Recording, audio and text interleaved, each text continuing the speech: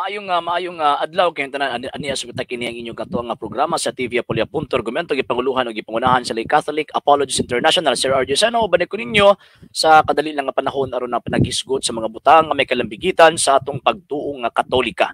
So karon mga higalag mga igsuon na atay tagaan og reaksyon kini nga statement ni Pastoy Bacalares. Nga naman kay nag-quote siya og tawag ining history do kuno nga sumada pa niya mo ni tinuod nga gitawag og history kini the world history and the postmodern Filipino nga pagkahuman ang gusto dinhi nga ang tawag lang early Christian church wala didto sa gitawag og west kung dili sa gitawag og east. So therefore ang Katoliko tawag ining sulpot. So mo na atong tagaan og reaction karon. So di nato lang ngayon ato ang paminawon si Mr. Bacalares. Ngunit nga dagan ta sa history. Abi ninyo, sugin lang ko kamo. Na history diri ay. Oh. Nganong dili man nila nituan? Ha? So dira ang tawag ay nahitabo ni pahakalay lang. Ako ani nga tawag ini nga actually 6th and 7th edition kaya ang gunitan is 6th edition na eh. So yun yung pa niya kini di mo sa ginong di mo natuuhan kini nga tawag anang libro. So buti pasabot pareha mi og tawag anang librong gigunitan. Okay? And syempre pareho mi og tawag ining libro nga gitawag og basahon. Basahon. So kinahanglan kana dang libro ha tuuhan gid daw na. Sige daw atong padayonon. World history. May lang magud sila mga pinangga, mga CFD, safe lang, mayo man lang gud na sila magkutlog-kutlog history pabor sa ila ha. Pero magkutlog na gitag pabor history, nga inagsulti sa tinuod ila sa dinang likay-likayan. Ya, manday.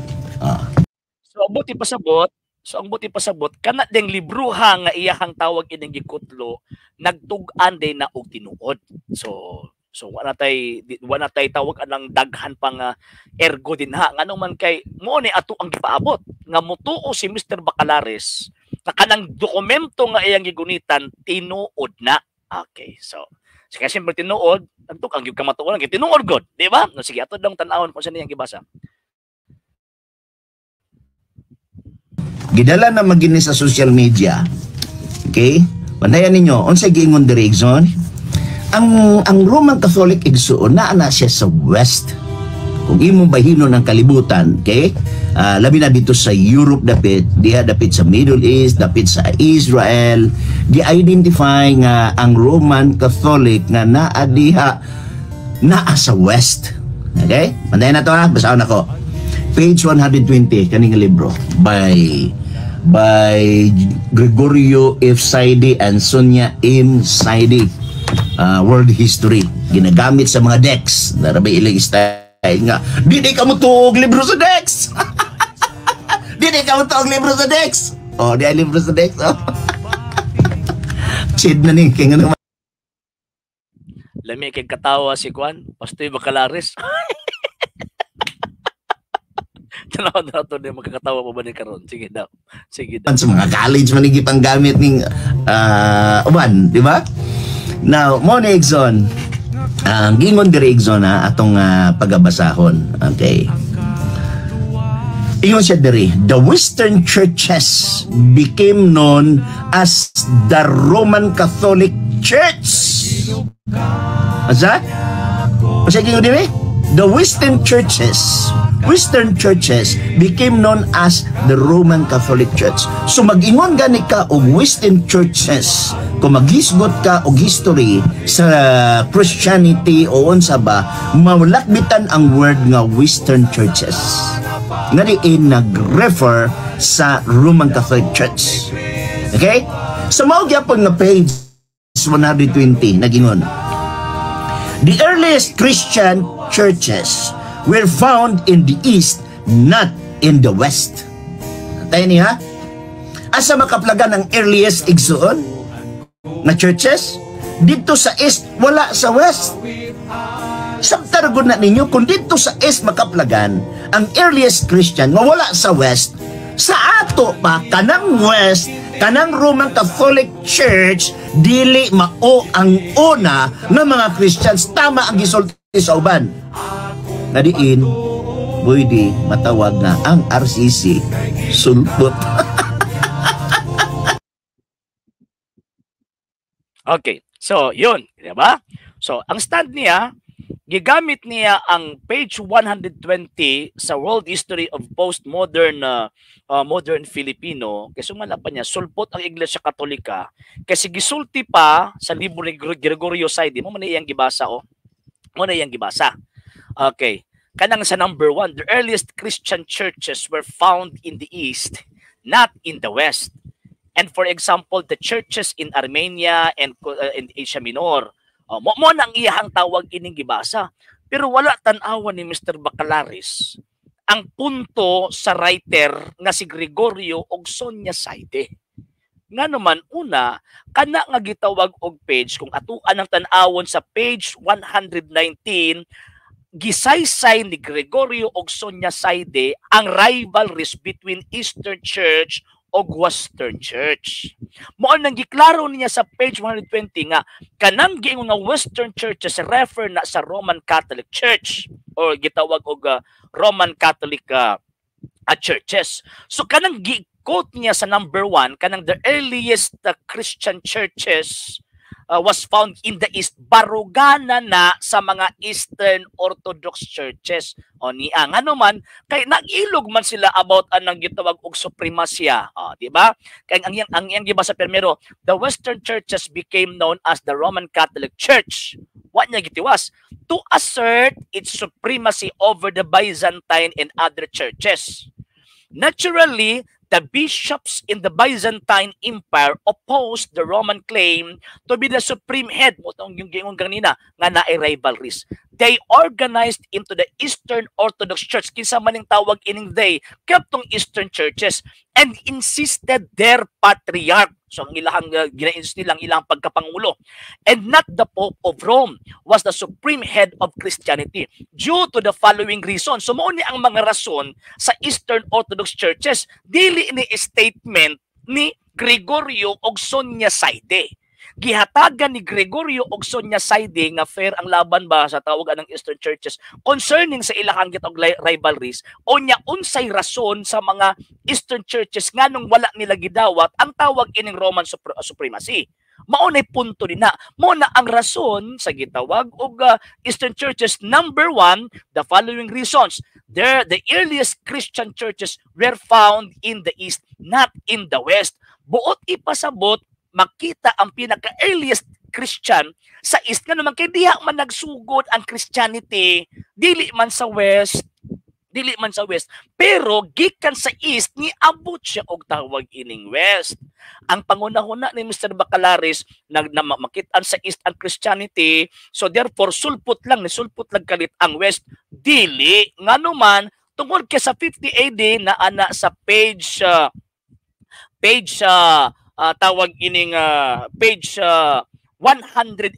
Unsa may giingon dinhi?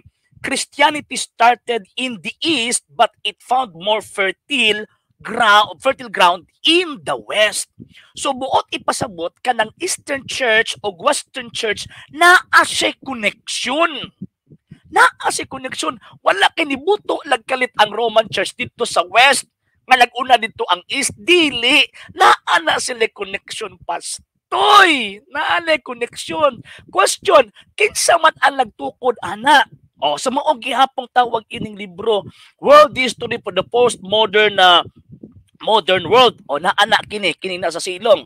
Ato ang tawag anang basahon na kinsa may nagtukod anang gitawag og Roman Church dito sa West. Basahon nato ha. Atong bukuhon si Mr. Bacalaris. Christianity naana sa page 117. Christianity spread westward from Palestine to Rome. So buot ipasabot from east to west. So tama tong gingon ni tong sa tawag ining stance sa Greek churches. Ang tawag anang early church nagsugod man dito, found in the east, not in the west. Ngano man ulahi naman ang Rome, ulahi naman ang west. Pero ang question, kinsay nagtukod, kinsay nag-establish sa church sa west or sa Western Church? Okay, atong tawag ng padayon pagbasa. Christianity spread westward from Palestine to Rome. As the apostles spread the gospel of Jesus, they found more fertile ground in the west. So you will know why the West became a more favorable environment for Christianity in the East.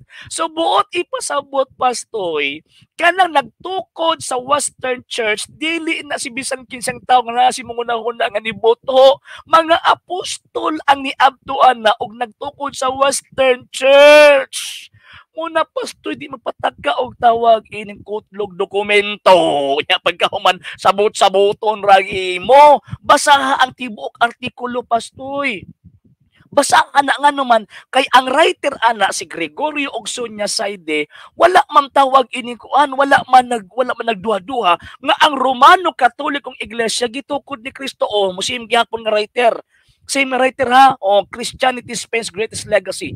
The greatest legacy of Spain to Filipino people is Christianity, specifically the Roman Catholic religion. Strangely, this religion was Asian in origin, being founded by Jesus Christ in Palestine. Sus, Ginoo ko ni pastoy, kagutlog-kutlog libro mo na di kita pailad. Kita pailad mga higalag, mga igsuon nga naman, pastoy pa naman unta. Gisurambaw og kutlo ang nakasulat. Unya pagbasa murag tinuod gyud kung kay libro, murag tinuod. Duha man ning ako kini ang 7th edition o kining 6th edition. Ang ilang gigamit ang 6th edition pero same ang tawag ini nga sulod sa gitawag og duha ka libro. Again, kinsa man ang amahan sa bakak? Ang amahan sa bakak mao ang Yawa. So si Pastoy Bacalares bakakon. So therefore, anak ni Yawa. So muna ha, again ha, ang simbahang Katolika wala gidinay ni Gregorio Saide nga ang simbahang Katolika gitukod ni Kristo. Ikaduha, ang iyang gikutlo baruganan to sa Eastern churches. Dili to ang tawag ining conclusion ni Gregorio Saide concerning the Western Church. Number 3, ang kining gitawag Western Church na ay connection sa Eastern churches nga gitawag o gitukod una before pa niabot ito sa Western Church. Sa first 1,000 years there is only one Catholic Church, dili gitawag og duha.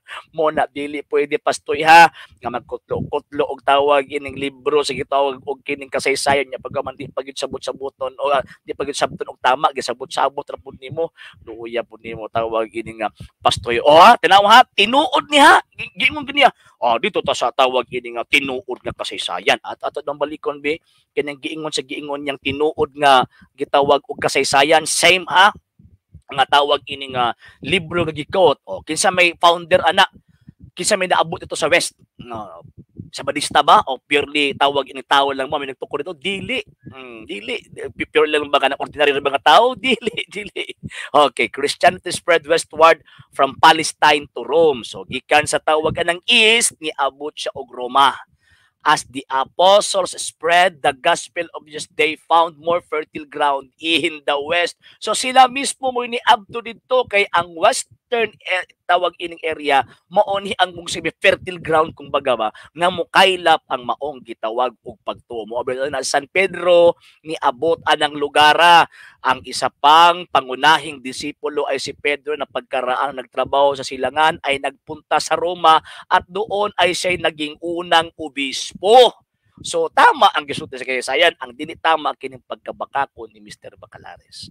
So yun, so katulang una at least ato ang nabuko ni si Mr. Bacalares kay pataka lang yun taon, maluoy ta, magkatawa ta ba sa magkutlo ng history, magkatawa ta kay kung dili tawag anang putlon dungag-dungagan. Okay, so wala pa nakapag-follow sa tuang page, i-follow niyo itong mga page, RJ Roland Sanders Second TV, Apollo.Argumento page, and Kuya Apologist TV page, and pwede sa mo mag-send din na og Facebook stars. And also, sa atong mga channels, sa wala pa nakapag-subscribe, subscribe din itong mga channels Delay Catholic, Apologist International Official, RJ Sanders Second TV, Kuya Apologist TV, and Barrio Kawayan Religious Forum. And pwede sa din na mag-send og super sticker, super chat, and super thanks. And sa mga katoliko nga gustong mutabang sa itong programa, pwede nyo ipadala inyong tabang suporta, pinag sa mga account numbers, kanaka din sa mga screens, kanang nagdagang information, aga pwede sa mo mag-send og message sa atong page kung bayad limitan sa inyong pagpadala. Daghan na salamat. So, yun. So, katulang una, and yun, dito magpailat mga sir, mga ma'am ha. sa ilahang tawag ang pagpangilan. Okay, ikaw na lamang sa mga First TV Apolia.com nagipangunahan ng ipanguluhan sa Lay Catholic Apology International sa mga kaubanan sa ilisita ng mga Katolikong nagasubaybay, nagkatama, nagasuporta ng ubos kininyong ubos ng alagat ng Isus pagtong Katoliko Sir Ardioceno, di pa rin manamil kaninyong mingon, Iglesiam Servire, et Fidem Catholicam Defendere. Maayong adlaw itanan, Ave Maria, Viva Cristo Rey.